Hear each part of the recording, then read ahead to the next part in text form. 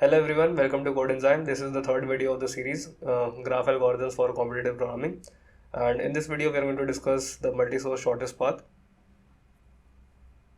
Okay, so what is multi-source shortest path? Clearly by the name, we can say instead of one node. So let's consider a graph. So let's consider this graph, and in general, in BFS, we have one starting node, and from this we calculate the distances to all other nodes. Okay. But in problems of multi-source BFS, we have multiple starting nodes.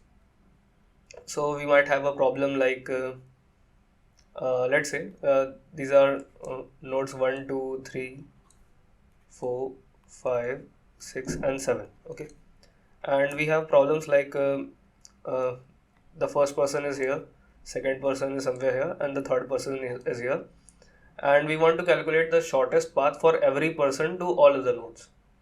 And if this is the case, there are multiple ways to approach this. A naive way would be to go for every person I have to run a separate DFS. So that will give me a big O of n times v, n into v time complexity, which is not optimal. And actually this is quite obvious. An efficient way would be to use Dijkstra with a priority queue. So that will also give you a log n time factor, but still it is not good enough. An efficient way, the most efficient way, is to simply push all sources in a single queue and run BFS once. Okay, so no matter how many sources you have, you can simply push all the sources in a single node, in a single queue, and then just run the DFS once. When the queue will be empty completely, then you will have the shortest path to all other nodes, like that. You can maintain separate visited arrays, but you can have a single queue for the DFS, and once the DFS is completed, you will have the answer. So that is how multi-source BFS works, and it was quite trivial, you can say, but it is not obvious when you are doing it for the first time, and when you see such a problem, you might get confused how to actually go about it. Yeah. So now that you know about this, let's solve a problem which uses multi-source Dijkstra. Um, so we have this problem from the CSES problem set. It is called monsters. Now you have some monsters in a labyrinth. When taking a step to some direction in the labyrinth, each monster may simultaneously take one step as well. Your goal is to reach one end of the boundary square without ever sharing a square with the monster. Your task is to find out if your goal is if such a goal is possible. If it is, print a path that you know that you can follow. Your plan has to work in any situation, even if the monster know your path beforehand. Okay, so the scenario looks like this, where the red line represents the walls, so we can't go on the squares which have a wall. Now I am here currently. Okay, so the person is here. Now he can either go left or right. Okay, so he can go right, he can go left, but he can't go down. Now the monsters will also cover this space, so monster can come here, and at t equal to 1, the monsters will occupy this space. And this monster can also go here, so monster will occupy this space, this space, this space, right? And if it is, if the person went left, then he will never be able to escape here, because the monsters have actually surrounded him, and they will be able to catch him. Okay, so this doesn't work. So the person has to go right. So the person will simply choose the right path, and at t equal to 1, monster can come here, here, here and here, here and here. At t equals to 2, he will go right again, so the monster will cover this square also and this square also, right? Now now once again the monster now he will go down, the monster will follow, and so on, and he will be able to escape this path from this path. Okay, so the answer for this case is yes, and this is the way he can escape. Okay, so if this is the way that he can escape, one thing is for sure, that once a person has reached it, the monster can catch him, but if the monsters are following him, they will not be able to catch him. So one way is to simply calculate, the shortest path for every for these two openings from here, where the person is currently standing, and then I can calculate the shortest path for all the monsters till the square, and then I can calculate the shortest path of all the monsters till this square. And if there is any even one of the openings where the person can reach first than the other monsters, then yeah, he can actually escape, and he will do that. Okay, now, but this will cost you a lot of time, because you are using BFS for uh, every monster. But we can actually optimize it, and I think it will become more clear in the code. So let's just get into the coding part, and you will realize how if you just push everything into the queue, the answer gets automatically calculated. So yeah, that is how we are going to solve this. Now, actually, this is quite a lengthy, and the code is going to get quite lengthy, so it might take some time to actually code this up. I don't like to write lengthy code, but okay, let's see how it goes. So let's use my normal template, and I'm going to remove the unnecessary comments first. Okay, first we have two integers, int n and m. Okay. Now I want to keep my code as short as possible. So what I can do is I can first take this whole thing in a string of strings, okay, in an array of strings, and then I'm going to use it as my visited array. So that will actually reduce my space and my time. Okay, so I can make a string, an array of strings, right? So string s of n.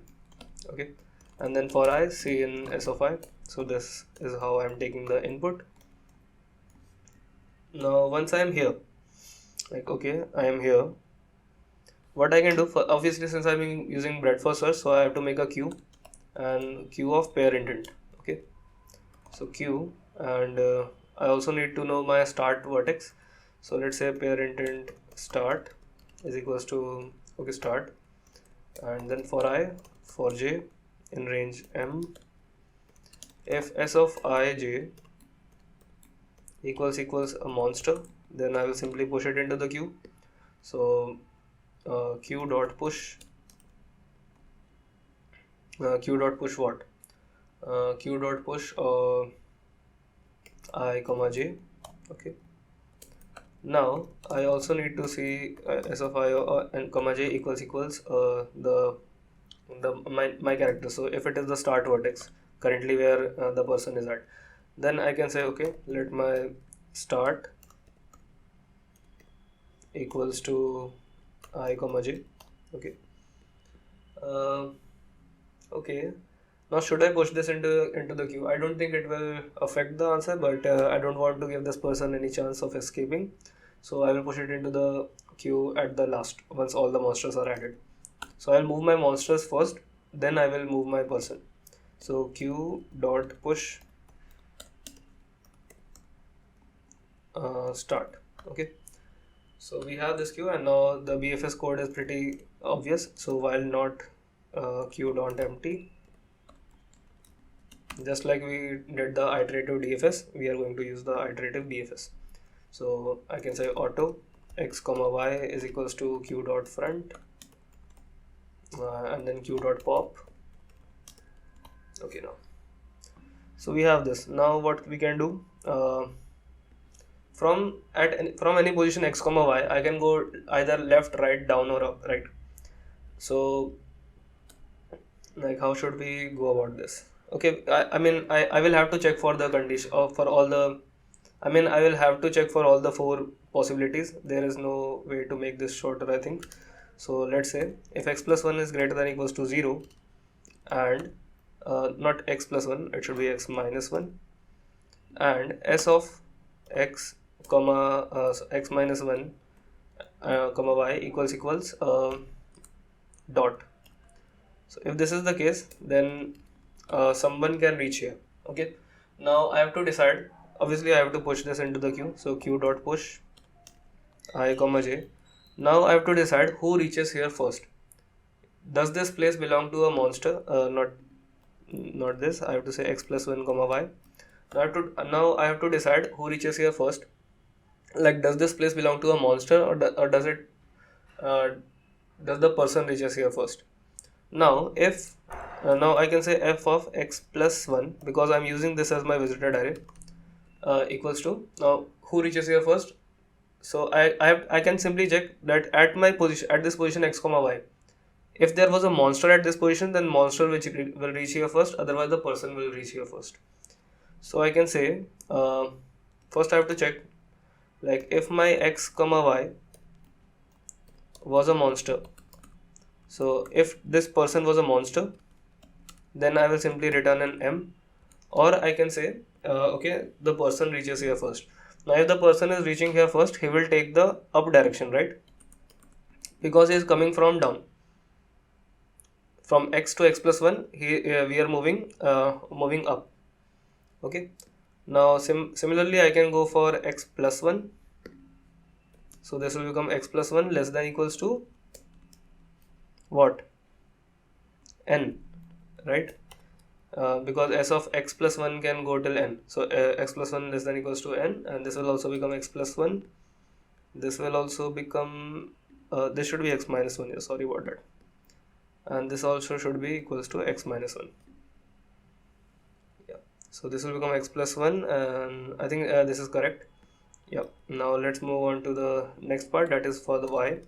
So if y is greater than, y minus 1 is greater than equals to 0, and s of x comma y minus 1 equals to a dot, then I have to push it into the q dot push x comma pair of x comma y minus 1, and s of x comma y minus 1, I mean, let me zoom in a bit. Yeah, f of s of x comma y minus 1 equals to what? S of, first I have to check for something, that is, if this was a monster, then I will place a monster here. Otherwise, oh sorry, this should be down, right? Because that was up, now we get it down. Otherwise I can go left, right? Okay, so we are here now, f x comma y minus 1, x comma y minus 1, x comma y, so this is correct. And we have to check for the last case, that is, if y plus 1 was less than m. So this will also become plus 1, this will also become plus 1, this will also become plus 1. So now my BFS code is done. So we are here now, like, okay, I am done with the BFS.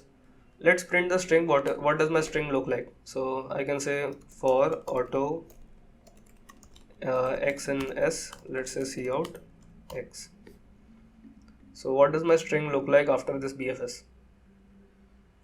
Okay, I should say endl also. So my string is looking like this. So I can go, I think I made a mistake here. This should be right. Okay, so we are from A, we are going right, down, right. Okay, so this is what we have to print. So I have to check for all the boundary of this box, and see if it is a R, L, U, D, something like that. If that is the case, then I can reach it. Okay, so now I can say, okay, let's say parent int finish, and currently let it be -1 comma -1, because I can take 0, because my indexing is starting from 0, right? And let's say my final answer, let's say my final path is in a string answer. Actually, I forgot to tell you one thing, that is, you can't do this in Python, because in Python the strings are mutable, and it might give you a TLE. I'm not sure, I've not tried it, but in C++ you can do it. Yeah, so feel comfortable.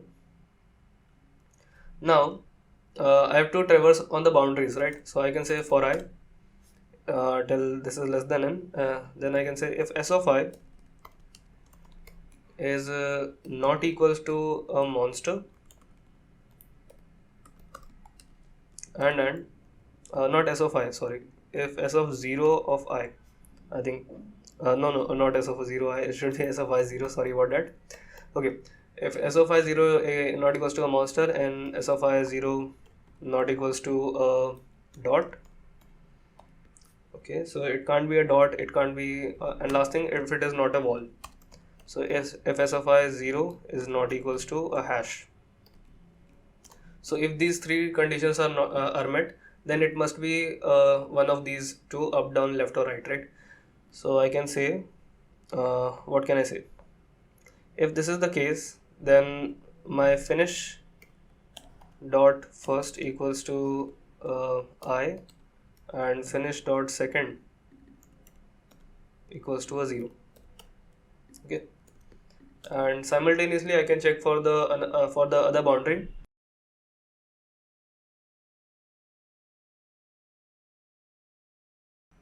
Okay, so what I did here was now I'm checking for all the boundaries. Actually, I took a lot of time to code this, so I kind of skipped the video, skipped that part. So what we did is I checked for the first boundary. If if the final string is not a monster, it has been visited and it was not a wall. So it must have been one of the four cases: left, right, up, down. Okay, so that means the person was able to reach here before the monsters. And if that was the case, then I am simply updating my finish variable, and after this I can simply find out my answer. So what I can do is first I need to print a yes, that okay, I was able to reach here. Then now since my final string is answer, I can say okay. uh, Actually I have to check if my finish variable is not -1 or -1, right? So I can say if my finish dot first not equals to -1, sorry, equals to -1, or I can say finish dot second equals to -1, then simply see out no and return 0. So my code is ends here. Otherwise I can I have to now look at this carefully. Like if I am at the start index, um, so if I am at this index and I am making a way here, so I can simply calculate this RDDRR, and then I have to reverse the path and then print it. So I can say while s of uh, let's say let's make two integers, int x comma, I can say auto x comma y is equals to finish. So I don't have to write many things again. So x comma while s of x comma y not equals to a. So I'm going in reverse order from this index here. Okay, so simply I will add this to my answer. So answer is equals to plus equals to s of x comma y. Okay, now if, and actually I want to tell you something. If you write answer answer is equals to answer plus s of x comma y, this is more complex than this. So even in this step you have increased your complexity to big of n square, uh, because this is in big of 1. So you are simply appending a character. In here you are copying the whole answer and updating the whole answer. So don't do this mistake and kindly optimize your code. So answer plus equals to s of x comma y, and now if you can say if s of x and y, I have to check if it was down, left, right, something like that, right? So if it was equals to let's say right, then I can say, what can I say, y minus minus. So go left, else if, or I can say if s of x comma y, sorry, else if x comma y equals to a left, then I can say y plus plus, go right. Else if s of x comma y equals to what, down, then I can say x will it be minus let's say minus, it will be minus minus, else I can say x plus plus. Yeah, and in the end I can say cout answer dot length handle or maybe I can just go in reverse order. So reverse for loop for in range answer dot length cout answer of I. Yeah. Let's try to run this and see if it is working. Okay, we are getting some sort of segmentation fault. Let's try to comment out and see where we are getting it. Okay, this was wrong here. It should be I comma m minus 1 and 0 I n minus 1, and I think the rest is correct. Let's try to run this again. Okay, and if we print it, we are getting our submission is passing, so it is working locally. Let's try to submit this and see if it works. So submit, choose file, we have monsters.cpp.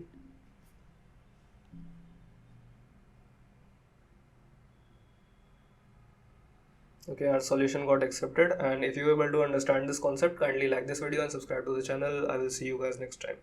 Thank you.